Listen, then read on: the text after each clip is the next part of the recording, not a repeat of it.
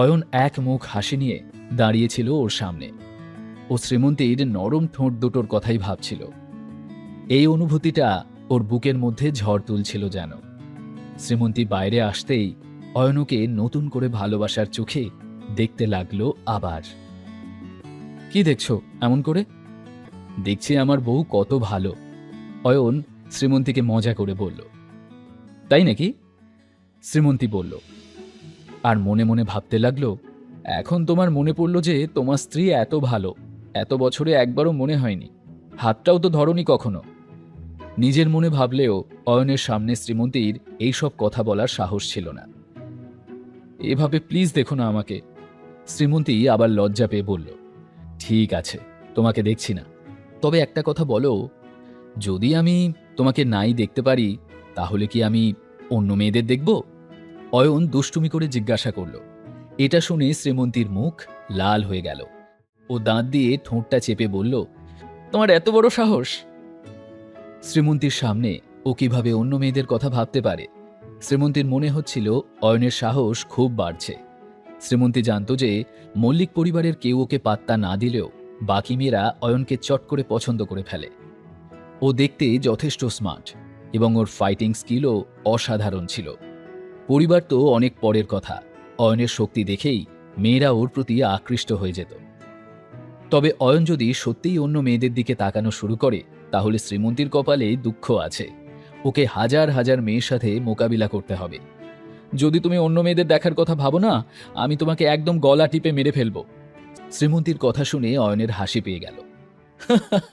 বাহ বাহ বাহ, তুমি বলছো আমি তোমাকে দেখতে পারবো না আর অন্য মেয়েদেরকেও দেখতে পারবো না, তাহলে তুমি কি চাও আমি শুধু ছেলেদের দেখি?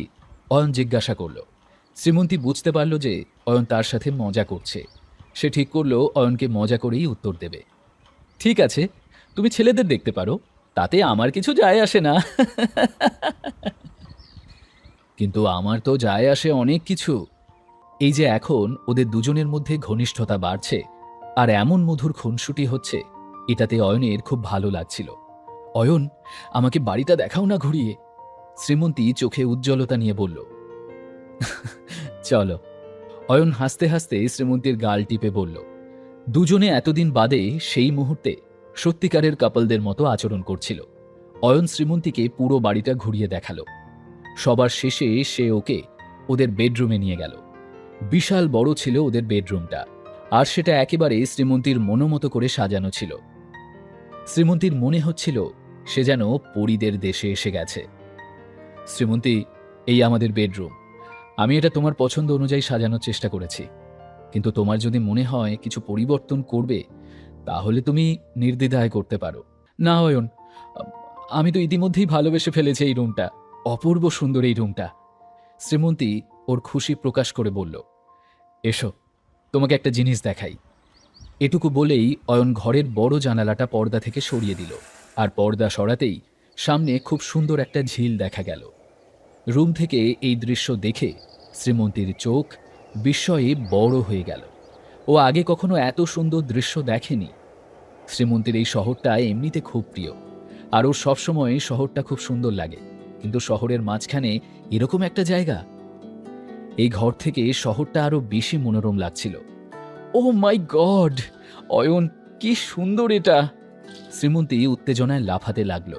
শ্রীমন্তীর এমন আনন্দ দেখে অয়নও হেসে উঠল। আমি খুব খুশি যে তোমার সব কিছু পছন্দ হয়েছে। ভাবি, আমি তোমাকে একটা লিস্ট দেব, জাস্ট কিছু প্রয়োজনীয় জিনিস আনলেই হয়ে যাবে। যদিও বাড়িটা থাকার জন্য একদম রেডি ছিল, তবে কিছু জিনিস এখনও কেনা বাকি। শ্রীমন্তী এই সমস্ত বিষয়ে খুব দায়িত্বশীল ছিল। সে সবকিছু ভালোভাবে পর্যবেক্ষণ করে একটা লিস্ট তৈরি করল। আসলে শ্রীমন্তী প্রথম দেখাতেই এই বাংলোটাকে ওর বাড়ি মনে করে নিয়েছিল। অন্যদিকে অয়নের মনে কিছু দ্বন্দ্ব দেখা দিল। 3 বছর আগে যখন আমি রায়চৌধুরী পরিবার ছেড়ে চলে এসেছিলাম, তখন আমার কোনো ভয় ছিল না, কোনো দুর্বলতাও ছিল না। কিন্তু তারপর শ্রীমন্তী আমার জীবনে এলো, আর নিজের অজান্তেই আমি ওকে এত ভালোবেসে ফেললাম যেরকম আজ পর্যন্ত কাউকে বাসিনি। আজ শ্রীমন্তীকে এইভাবে পেয়ে বুঝতে পারছি যে ও আমার জন্য কতটা গুরুত্বপূর্ণ। এখন অয়ন যে কোনো মূল্যে শ্রীমন্তীকে রক্ষা করতে চায়। অয়ন এই 3 বছরে কখনোই ওর মার্শাল আর্টের অনুশীলন বন্ধ করেনি। কারণ ও জানত একমাত্র এর মাধ্যমেই ও শ্রীমন্তীকে রক্ষা করতে পারবে। অয়ন জানত কোনো একটা কারণে রায়চৌধুরী পরিবার ওর সাথে এমন আচরণ করেছিল, কিন্তু সেটা ঠিক কী ছিল তা অয়ন এখনও জানে না। সে অনেকবার বোঝার চেষ্টা করেছে, নানান সূত্র মেলাবার চেষ্টা করেছে, কিন্তু পুরোটা কখনো মেলাতে পারেনি। হয়তো মা জানে, অয়ন ভাবল। হঠাৎ ওর মনে পড়ল যে 3 বছর আগে যখন তার মায়ের শরীর খুব খারাপ হয়ে গিয়েছিল, তখন মা বলেছিল যে সময় থাকতেই রায়চৌধুরী পরিবার থেকে দূরে চলে যেতে। মা ওকে এমন কথা কেন বলেছিল? মা কি এমন কিছু জানত যা অয়ন জানত না? ওর মা জানত যে কিছু লোক ওকে মারতে আসবে, তাই মা ওর সুরক্ষার জন্য কয়েকজন লোককে পাঠিয়েছিল। সেই কারণেই ও হয়তো বেঁচে গিয়েছিল। অয়ন ভাবছিল যে দুর্গাপুরে যা ঘটেছে তা সবাই জেনে গেছে, তাই এখন রায়চৌধুরী পরিবার আর চুপ করে থাকবে না। আর রাজদীপ রায়চৌধুরী কখনোই অয়নকে চোখের সামনে এমন শক্তিশালী হতে দেখতে পারবেন না চুপ করে। হয়তো উপাসনার শহরে আসা আবার নতুন কোনো ঝড় বিপদ নিয়ে আসবে ওর আর শ্রীমন্তীর জীবনে। অয়ন, অয়ন! শ্রীমন্তী 2-3 বার ডাকল। অয়ন চিন্তায় এতটাই মগ্ন ছিল যে সে বুঝতেই পারল না শ্রীমন্তী ওকে ডাকছে। শ্রীমন্তী কখনো অয়নকে এত গভীর চিন্তায় দেখেনি। অয়ন, তুমি কিছু ভাবছ? হ্যাঁ, না না, কিছু না। সব ঠিক আছে তো? আগে কখনো তোমাকে এমন দেখিনি। শ্রীমন্তী উদ্বিগ্ন হয়ে জিজ্ঞাসা করল। হ্যাঁ, আমি শুধু ভাবছিলাম কবে আমাদের একটা বাচ্চা হবে। অয়ন মেজাজ হালকা করার জন্য বলল, কি?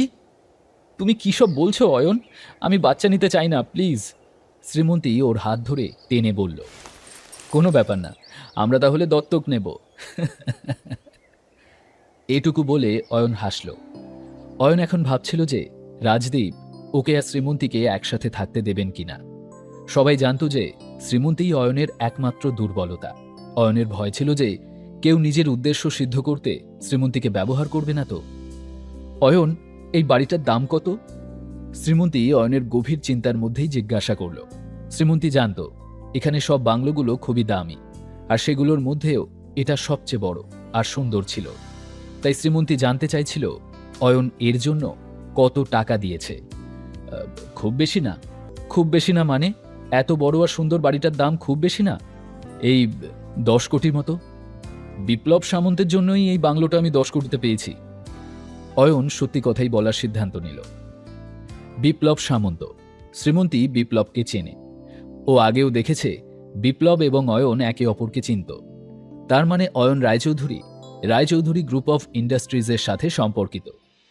শ্রীমন্তী যখন জিনিসগুলো মেলাতে শুরু করল, তখন ওর চোখ বিস্ময়ে বড় হয়ে গেল। এবার কি হবে যখন শ্রীমন্তী অয়নের আসল পরিচয়টা জানবে? জানতে হলে শুনতে থাকুন এই গল্পটি শুধুমাত্র পকেট FM-এ। লিঙ্কটি রয়েছে ডেসক্রিপশনে।